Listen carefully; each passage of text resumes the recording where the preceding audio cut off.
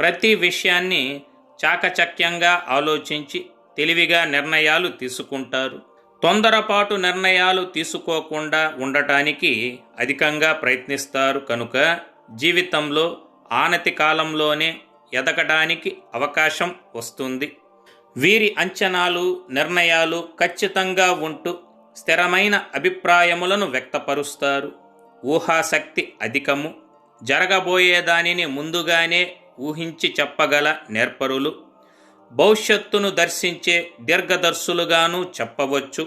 ముఖ్యంగా ఈ రాశివారు గురుమౌఢ్యమి, శుక్రమౌఢ్యమి గ్రహణాల సమయములలో చాలా జాగ్రత్తగా వ్యవహరించుట ఎంతైనా అవసరం.